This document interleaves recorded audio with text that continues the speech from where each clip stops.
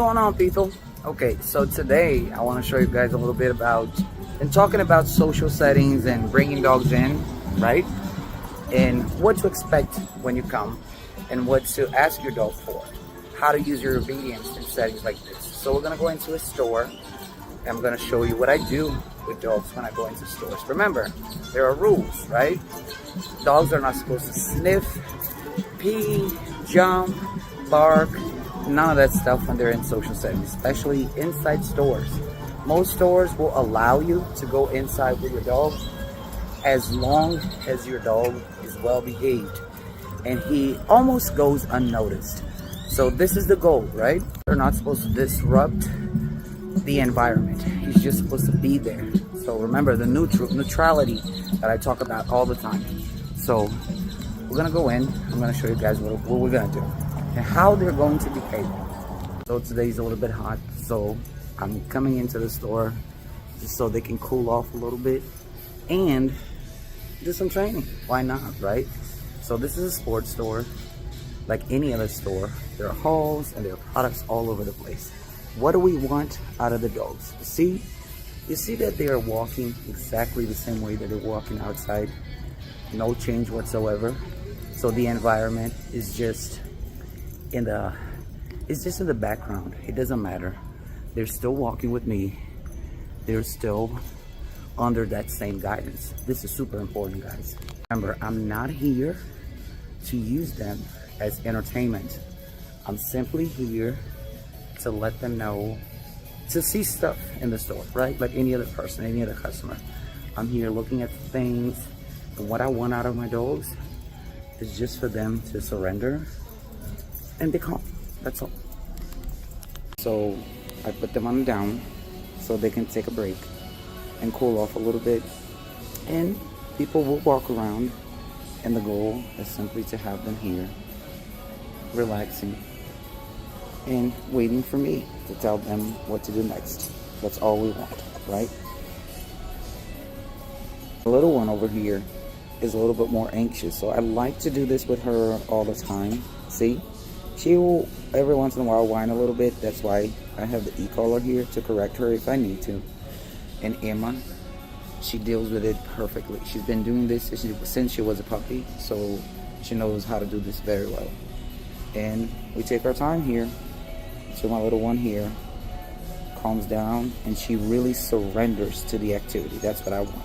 Everybody that's working on an e-collar, you have to understand working level for your dog, and you have to know how to adjust, right?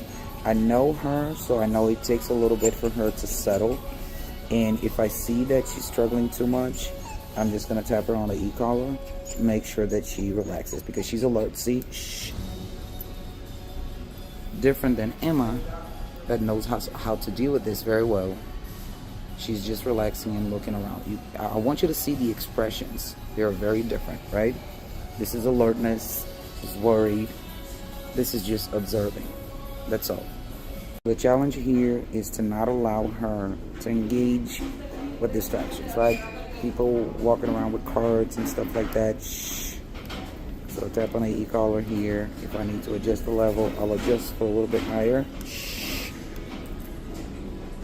Just to make sure we break that focus on something that's just simply a distraction, nothing more, right?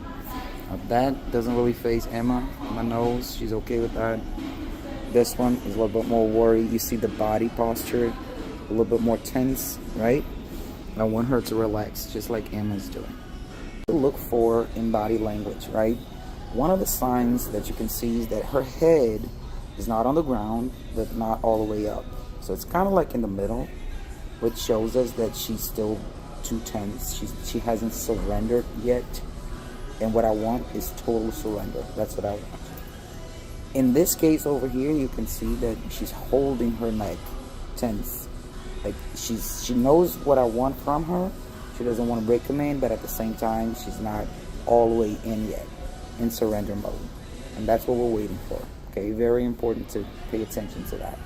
I want you to see about Emma, which is the one that's super relaxed. You see that she slides her body to the side, very relaxed mode. She's not tense, she's not worried, she's just observing. That's all. See? the body talks. So you see her? She's a cute little dog, but you can tell that she has a little bit of a hard time with stuff like that. A lot of people that are not used to this will say, oh, she's doing fine. Well, because I know her, I live with her, I know she's only halfway there. And we cannot stop here. We gotta make sure she's all the way there. There you go. This is good. See? This is good. There you go. There you go. See? It's getting better. She's adjusting. She's adjusting her body. And this right here is what I was waiting for. See, this is the process. She will relax her body, try to adjust her position. That means, okay, I have to stay here longer. There you go. Very good. See? You see that the whining is still a part of her that doesn't want to surrender, but the body goes first. The mind goes next. This is good. A lot of times people don't have patience to wait for the magic to happen, if we can put it this way. We just want to get up and go and move faster, when in fact you need to pause. And you need to allow your dog to pause, really surrender, right? So she's working through it. This is important to see. She's working through the motions. She is working through the anxiety. Even though she wants to walk, she's tired. So her body's gonna give in first. And then we'll see the mind. What you can do in situations like this, if you find yourself getting anxious, put on music, listen to something else, try to get yourself calmer, and see how your state of mind can affect the dog's state of mind. If you're too anxious to do this exercise, it's going to be very hard for your dog to do the same. Now, if you can relax, sit here, and just enjoy the environment, it's going to be a lot easier for them. So she, like I said, as long as it takes. How long? As long as it takes for each dog to do what they need to do. For the people that don't understand what this is really anticipation. There's a lot of anticipation going on because she's used to walking around. She loves walking. So every time we stop, she's anticipating the moment that I'm going to give her so they can start walking again. Emma is not necessarily like that. She knows how to deal with this. And Pipa, she gets a little bit more nervous when we stop because of insecurity and stuff like that. But that doesn't mean I'm going to give in. This is how I help her, by teaching her that she has to trust me here. Nothing's going to happen to her. All I'm asking is to lay down and relax. I'm actually helping her get through this anxiety moment. To see it for what it is, if we get caught up in the anxiety loop, then we never help them. You see? Look at this one. She's all the way down there relaxing, and she doesn't care. But people is constantly worried. So when I need right here, tap on an e-collar, go higher, another tap. I don't want her to vocalize. I don't want her to go higher than this. So I'm not tapping constantly. I'm just watching her and adjusting the e-collar taps as I need to. So you see, she's looking for something. No. So I have to break that all the time. This is what I want, just for her to put her eyes somewhere else. She's focusing on something that's distracting her too much. I just divert that with a tap on an e-collar. That's it. So how do we know when we're good, right? I want at least a minute of silence, meaning no whining, and her body really surrendering. That's all I want. I'm not asking for too much. So see, these exercises can be something really simple, and you gradually increase it as you go. Right here, all I want is 1 minute. Let's see if we can get that. 1 minute, body relaxed, no worries, surrender mode. A lot of people will ask, why you're doing this? What's the point? Here's the point. You might want to get out of the store and go somewhere and eat something, have lunch, for example. If you sit in a restaurant to have lunch, you're going to be sitting down for at least an hour, and your dogs are going to have to know how to do this without the whining, without the looping. So this is practice. Everybody gets a chance to do this every time you go to a social setting. Just sit somewhere and wait. See how your dogs react. see if they're able to surrender. And if not, you help them. And a lot of times, if the reaction is not too high, all you have to do is sit here and wait. Just give them time. Every dog has their own time, but they all get there. Sign that you can look for is the painting. See, it is hot outside, but it's getting a lot better here because of the air conditioning.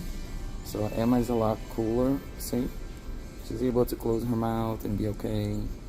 Just observing. This is what we want right here. We have the example right here. And this drains a lot of energy out of the dog. They get exhausted. Being in this cycle really drains them. So for a lot of dogs, this will get them more tired than actually running, because it's a mental challenge. They need to overcome their mental state. And this is what we're looking for. See? Look at that. There you go. I know how this goes because the body cannot sustain that level of tension for too long. At one point, they're just gonna have to give up. And your job is just to sit here and wait. Wait for the moment to happen. Look at that. See, she's getting tired. There you go. You see, a lot of these dogs will reposition themselves a lot until they really surrender. Look at where she is now. So every time she gets up, I'm just gonna say no, down. Repeat the command and put her back into the down position. That's all I need to do. I know, like I told you before, the body cannot sustain tension for too long. We're the same way. So at one point, all they have to do is just give up. That's all you need. All you need to wait for that moment. She's almost there, I'm telling you.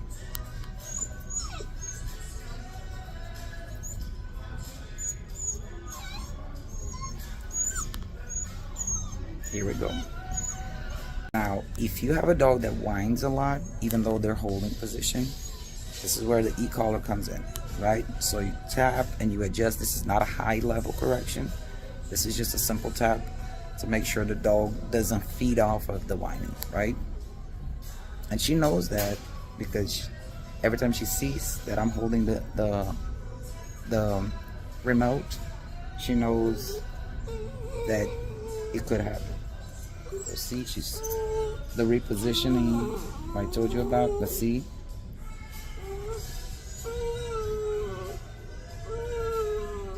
Now all she got is the whining. Now look at this.